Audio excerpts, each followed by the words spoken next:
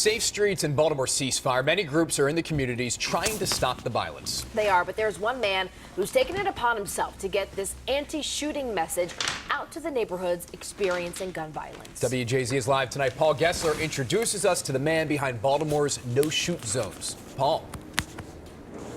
Rick and Nicole, there are nearly 200 no-shoot zones in Baltimore, and we have been to them all. The message is simple. Don't shoot anybody right here. Create an environment where people feel safe outside in some of these areas where people have been shot.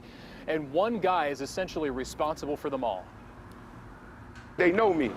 All the shooters, all the punks. We all have had a point in our lives where something has consumed us. It's the no-shoot zone.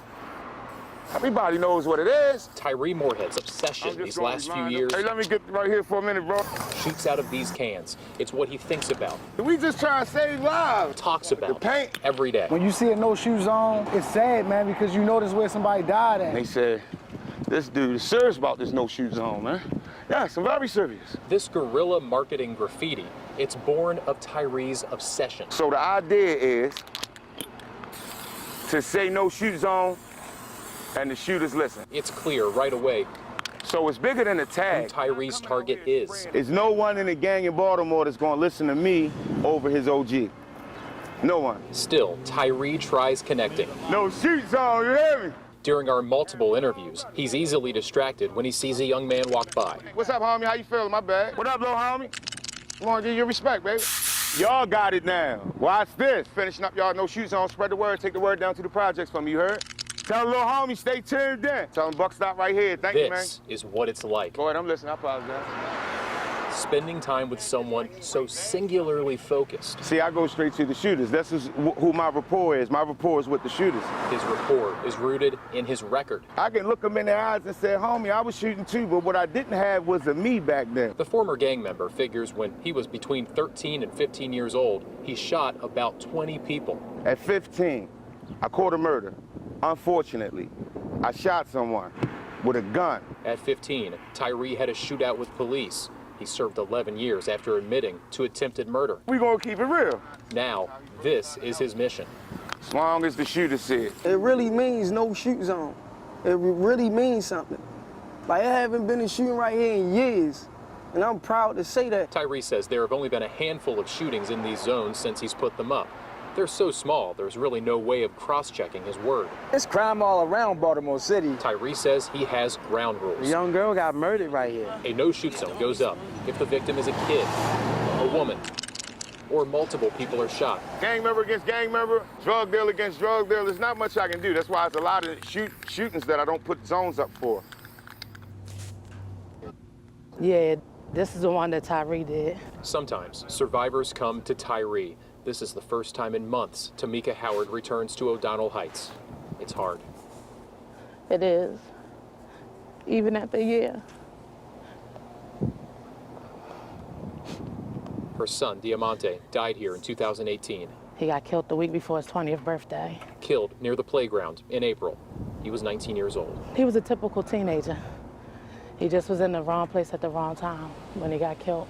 Howard is one of more than 1,600 homicide victims in the past 5 years. Tamika requested no-shoot zone number 90. Number 90. Number 90. She says it has made a difference. I really haven't heard anything that happened in where he tagged at. Outside of the tags, yeah, but inside the tags, no. I'm not saying that it couldn't work.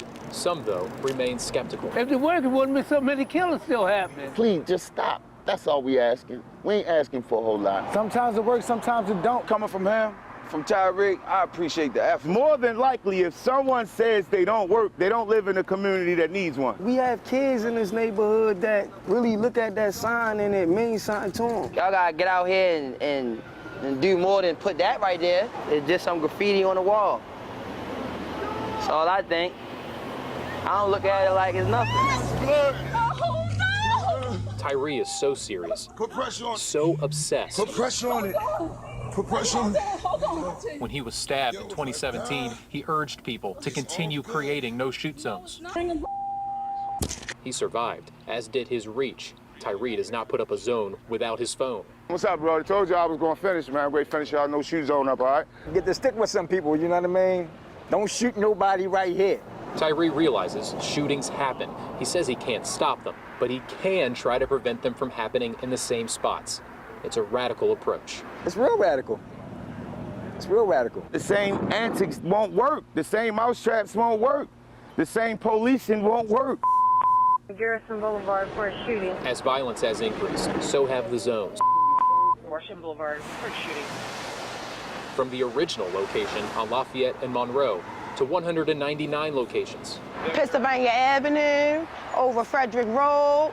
I can name hoods, East Baltimore. Tyree has put up 11 zones in 5 other cities, from walls to sidewalks, some weathered, others painted over. He's painting number 199 this night. Because I really think that this looks better on the wall than blood splatter. The message is Tyree's obsession, and he hopes becomes others too. Yeah, all the shooters know. All the little homies that's banging out here know, so that's the only thing that matters. All right, we done. Back live in Brooklyn neighborhood now. This wall on Patapsco Avenue is the wall Tyree was tagging at the end of that piece. Within days, it was painted over. That is common at a lot of no-shoot zones. He says he's making the move to banners next, so his message is more permanent and above board. Rick and Nicole, back to you. Elk. You so-called Negroes, Hispanics, and Native Americans are monsters, man. I want to give all praises to Yahweh Ba'ashim Yahweh Shai, Ba'ashim Rachak Padash, double honors to the apostles and elders of Great Millstone, Shalom Laboquarium. Yahweh is the name of the Heavenly Father, which is the God of Abraham, Isaac, and Jacob. Ba'ashim, which means the name of. Yahweh Shai is the name of the only begotten Son who was sent to deliver the children of Israel from their sins. Ba'ashim Rachak Padash means in the name of the Holy Spirit, which is the volume of the book, the spirit of truth. Shalom Laboquarium, peace to the elect. That's the men, women, and children who were slated to be delivered in these last days. Okay, and real quick, I just want to bring out this point real quick in the history. This happened about 4,000 years ago between the house of Saul and the house of David. Okay, and the house of David represented the house of the tribe of Judah, which is the so-called Negroes today. And the house of Saul represents the house of Benjamin, or the tribe of Benjamin, which the tribe of Benjamin mainly consists of you so-called West Indians. And at this time frame, 4,000 years ago, there was war between those two tribes, between those two kinsmen, if you will. Okay, so without further ado, I want to just bring out this point real quick, and just to show that outcry of, to stop killing one another, to stop killing each other, is nothing new. All right, when you go to this story, all right, you had Abner, which was the leader of the son of Saul, Ishbosheth. Okay, and he was king for a period of time. But then you had the uprise of King David, okay, and him being the king of the nation of Israel. All right, and there was a skirmish that happened. Okay, and it says here, basically,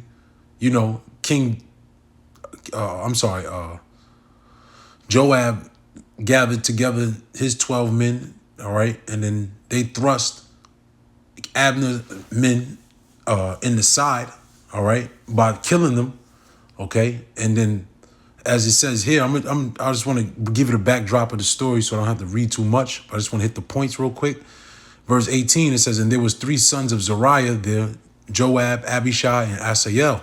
And Asael was as light of foot as a wild roe, meaning he was as swift as a deer running. And you want to see a deer run, it's pretty fast, it's pretty quick. And this man was compared to that, okay?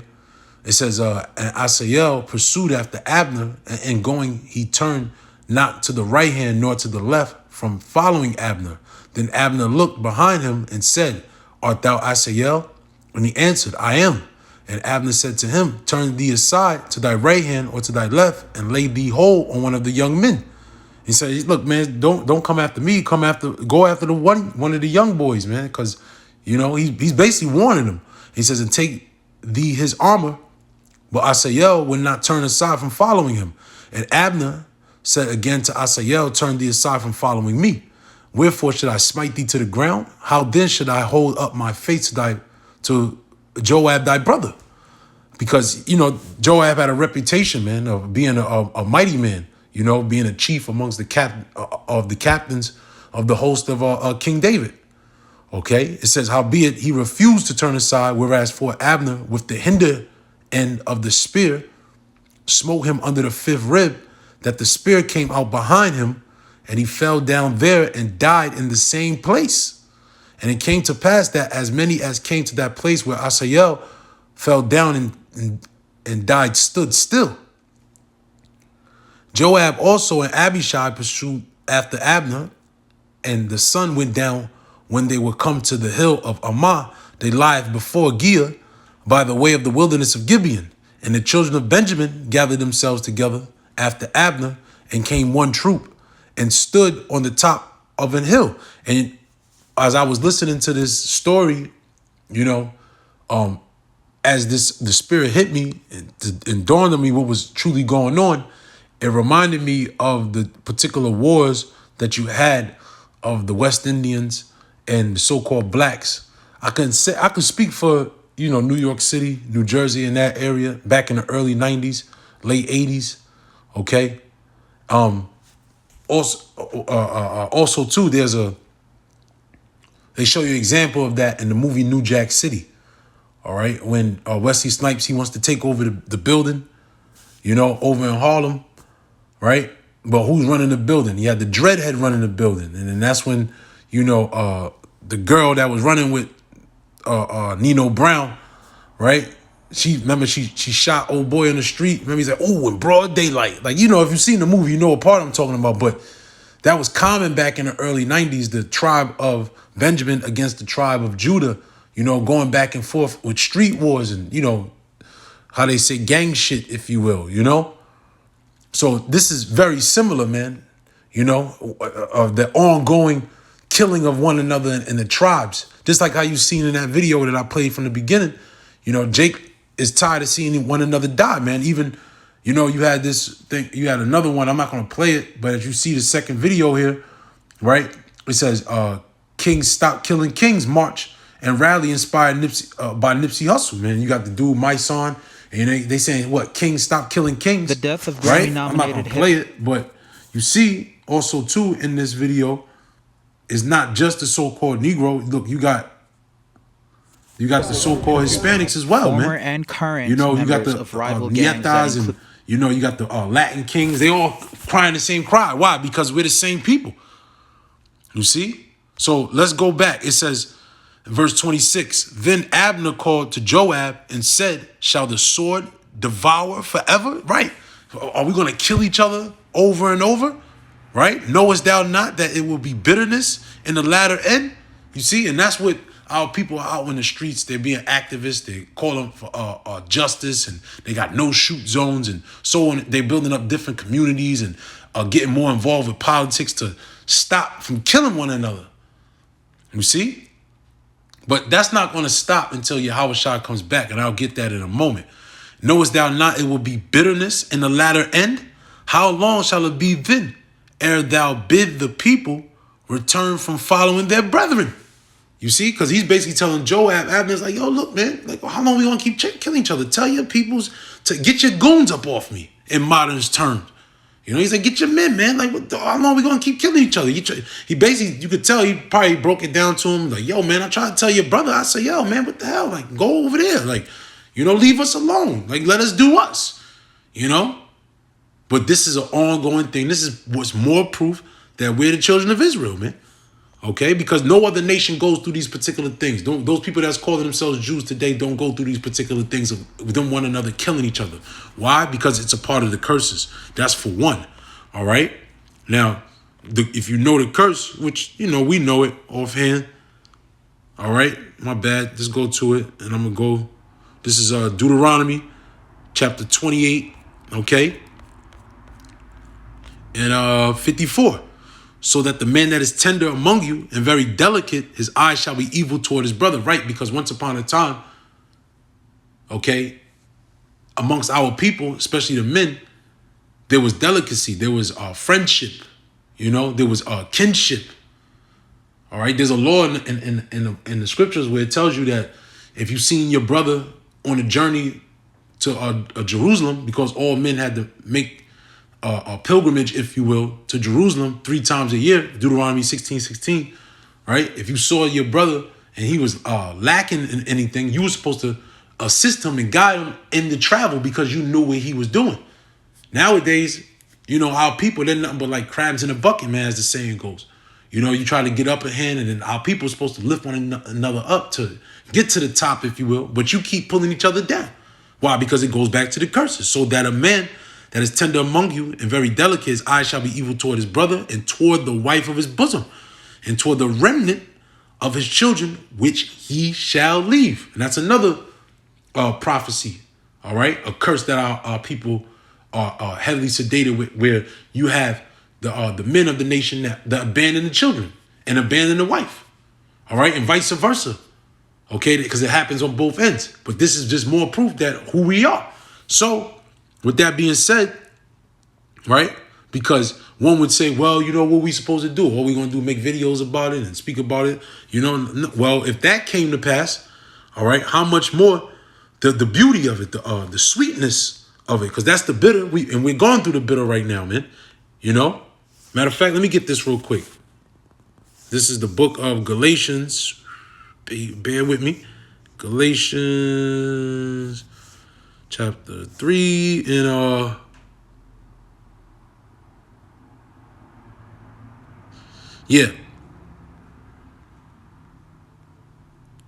verse 13. Galatians 3 and 13. Hamashiach hath redeemed us. Who's the anointed? Yahweh Shai hath redeemed us from the curse of the law, being made a curse for us. For it is written, curses everyone that hangeth on a tree. So when Yahweh Shai got up on a tree, he took away these particular curses. All right.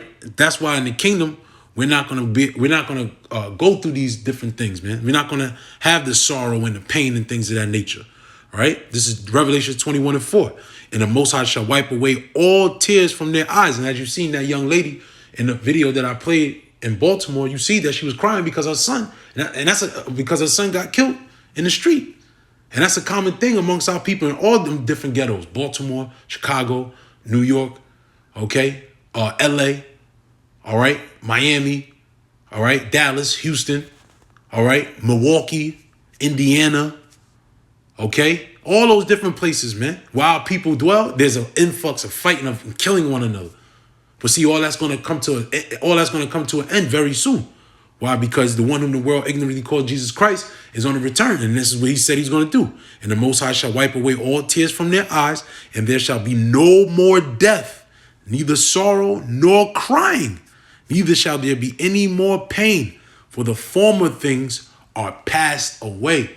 See, because the fashion of this world is going to pass away. The fashion of black culture is about to be done away with.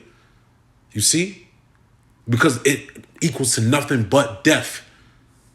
All right? And I'm going to close on that. Call Lord Yahweh Ba'Shem Yahweh Shai Ba'Shem Hakodah Shalom. Included Bloods, Crips, Latin Kings, and the Black Spades joined together in unanimity, forming a peace treaty. We're here to stand amongst ourselves.